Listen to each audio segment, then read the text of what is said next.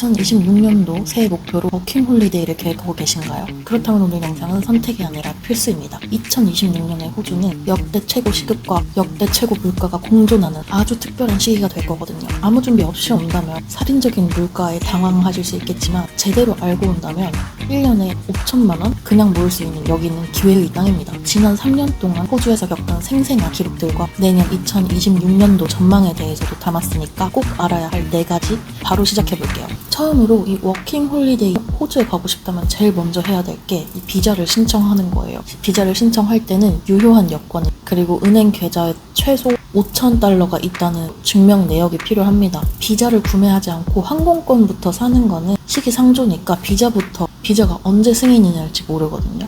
그렇기 때문에 비자부터 구매하시는 것이 순서입니다. 이 은행 잔고는 우리나라가 원을 쓰잖아요. 이 통화 단위가 달라도 영문명으로 발급을 받으면 서류로 사용할 수 있습니다. 그리고 여기서 유의사항은 원래 건강검진이 끼어 있어서 이게 언제 발표가 날지 시기가 사람마다 상당히 달랐었는데요. 이번 발표에 11월 말부터 건강검진 기준이 달라진다고 해서 처음 호주 워킹홀리데이 비자로 입국하시는 분들께는 건강검진이 필요가 없어졌어요.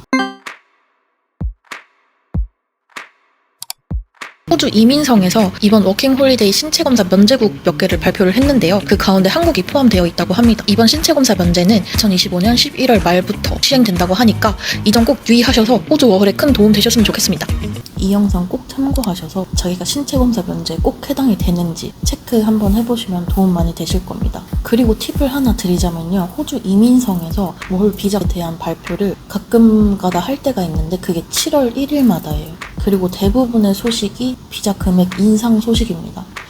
그래서 혹시나 구체적으로 워홀을 갈 계획이 가시화되었는데 비용 결제를 머뭇거리고 계셨던 분들은 7월 1일이 되기 전에 비자를 신청하시는 게 훨씬 더 좋을 거예요. 어차피 갈 워홀인데 미루다가 금액 오른 다음에 오면은 좀 억울하잖아요. 그리고 그 비자가 나온 다음부터 하루, 이틀, 3일 이렇게 카운트 되는 게 아니고 호주에 입국한 다음부터 하루, 이틀 해가지고 1년까지 카운팅이 되고 끝나는 거예요. 미리 신청해두셔도 상관없으니까 지금 계획 있으신 분들은 7월 1일 되기 전에 하시는 게 더 나을 거예요. 제가 처음 비자 신청했을 때 2, 3주 걸렸던 것 같거든요. 근데 이게 말씀드렸다시피 사람마다 다릅니다. 변수가 있을 수도 있으니까 중요한 거는 항공권 예매 전에 비자부터 발급받는 거.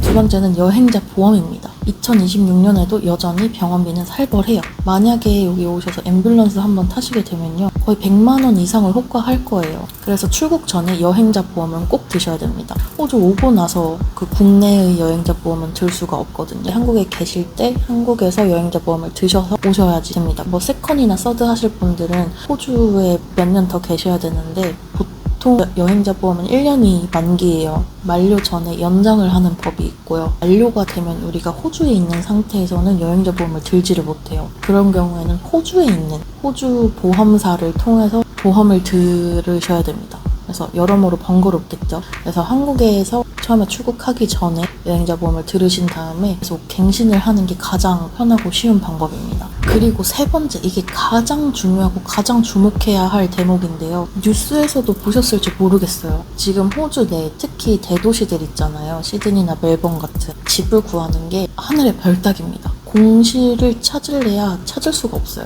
우리가 살만한 집이 있냐 하면은 그렇게 매물이 많지 않다는 소리예요. 진짜 방 구하기 전쟁입니다, 지금. 때문에 호주 워홀에 처음 올 때 다들 물어보시는 게 얼마 정도가 필요하나요? 거기에 가장 큰 부분을 차지를 하는 게 이 집값이에요. 예전에는 초기 정착금으로 한 5,000달러, 그러니까 하나로는 약 500만 원 정도면 충분했지만 지금은 조금 값이 더 올라서 한 600에서 700만 원 정도를 준비를 하셔야 좀 편안한 호주 생활이 되실 수 있을 것 같아요. 이 숙소의 경우에는요, 도착하자마자 쉐어하우스를 구하는 게 조금 힘들어요. 그래서 호스텔이나 에어비앤비 같은 조금은 비싸지만 단기 숙소를 예약해서 오시는 게 일반적입니다. 그리고 그게 오히려 더 장기적으로 볼 때는 좀 가격을 아낄 수 있는 방법이기도 해요. 어떻게 보면은. 자, 그럼 여기서 호주에 도착을 해서 호주에서 바로 일을 시작하지 않고 좀 여행 계획을 짜셨던 분들 있잖아요. 그런 분들이라면은 한 주에 그래도 적어도 1,000달러 정도?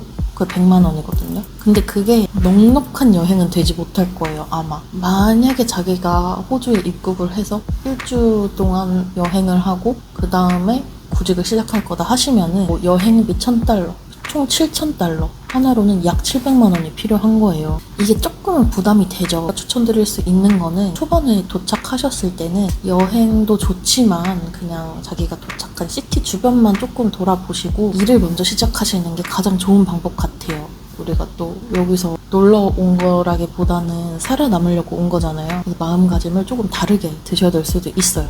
그리고 네 번째입니다. 항공권인데요. 이제 비자가 승인이 됐으면 다음에 해야 될 거는 무조건 항공권 구매인데, 그 저렴한 비행기 찾으실 때 스카이스캐너 이용하시잖아요. 근데 전 요즘에 구글 플라이트 요즘에 애용하고 있거든요. 그걸로 제가 여기 울룰루라는 진짜 인기 여행지가 있는데 갔다 왔다 하는데 거의 100만 원 정도 든다고 보시면 되거든요.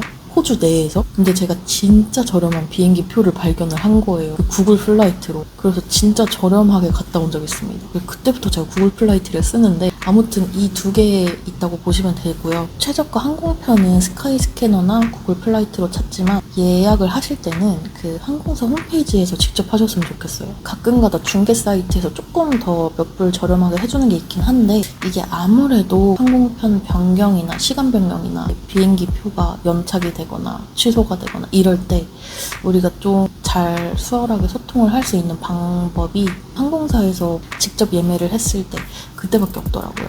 이 중개 사이트를 이용하면은 좀 곤란한 경우가 생기는 경우를 좀 봐서 저는 이렇게 직접 항공사에서 예매하는 걸 추천드립니다. 그리고 시기별로 가격을 좀 말씀을 드려본다면요. 연초 있죠. 우리나라는 명절 특수가 있잖아요. 그런 것처럼 여기 호주에는 그때가 딱 크리스마스, 뉴이어 하고 딱 여름 시즌이라서 휴양을 많이 오세요. 뭐 이것저것 많이 겹쳐서 그 시즌이 되게 비싸지는 시즌이다.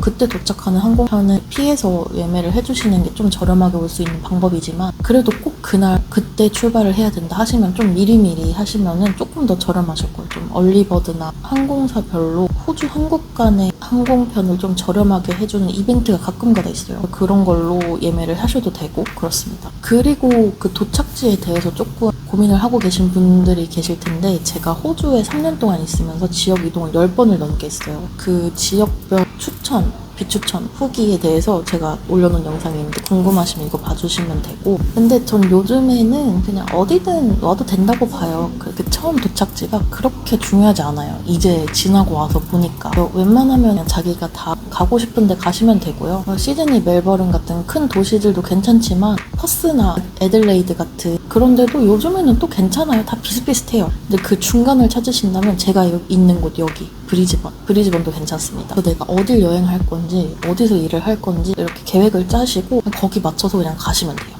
그래서 마지막으로 일에 대해서 2026년도에는 어떻게 될 것인가 좀 말씀을 드려보자면, 제가 지난 영상에 말씀드렸던 대로 2024년도 7월 1일에 최저시급 25불로 올랐어요. 최저시급이 오르면 여기에 살아가는 생활비도 오를 거기 때문에 찬성하지 않으시는 분들도 계시지만, 돈을 쓸어 담으러 온 사람들에게는 최저시급의 상승이 굿뉴스입니다. 그래서 이번 연도에도 또 오르지 않을까 저는 생각 중인데, 어떻게 될지는 호주 정부만 아는 거고요. 그리고 지난 영상에서 말씀을 드렸다시피 주말이나 공휴일 같은 데도 가리지 않고 일을 하셔서 엑스트라 머니를 벌어 가시면은 더 큰 돈을 버실 수 있을 거예요. 그리고 팁을 드리자면, 이제 캐시잡을 잘 하지는 않아요. 캐시잡에 좋은 건 하나도 없어요. 뭐 좋은 거라고 치면 세금을 안 내도 되는 거. 근데 불법이잖아요. 정당하게 세금 내고 돈 받을 수 있는 곳으로 가시는 게 제가 드릴 수 있는 팁일 것 같네요. 그리고 큰 돈을 벌 수 있는 구직 방법에 대한 거는 지난 영상 이거 시청해주시면 됩니다. 남들보다 2배 버는 법 올려놨으니까요. 그거 시청해주시면 감사드릴 것 같아요. 자, 그래서 내년 2026년 호주는 여전히 물가도 오르고 워킹홀리데이 메이커들이 막 쏟아지면서 경쟁도 물론 치열해질 겁니다. 하지만 그만큼 임금도 높고 진짜 정말 한국에서는 찾을 수 없는 기회들이 정말 많아요. 조금 두려울 수는 있겠지만 제가 알려드린 내용과 그리고 앞으로 쭉 알려드릴 내용에 대해서 차근차근 준비하시다 보면은 누구든지 잘 적응하실 수 있을 거니까요. 너무 걱정하지 마시고 호주에 오셔서 재밌는 워홀 즐기다 가셨으면 좋겠습니다. 여러분들의 용기 있는 2026년도 도전을 진심으로 응원합니다. 궁금한 점 있으시면 편하게 댓글 남겨주시고요. 영상이 도움되셨다면 좋아요, 옆에 넘기면 하이프까지 부탁드리겠습니다. 이게 워홀이라는 게 관심을 가지다가도 갑자기 갑자기 관심도가 확 사라져요. 제가 워홀 준비해봐서 알거든요. 눈 깜짝하면 좋은 정보를 확 놓쳐버립니다. 한 주 한 주 제가 드리는 워홀 꿀팁을 놓치고 싶지 않으시다면 꼭 구독해주세요. 자, 그러면은 다음 주에 뵐게요. 안녕.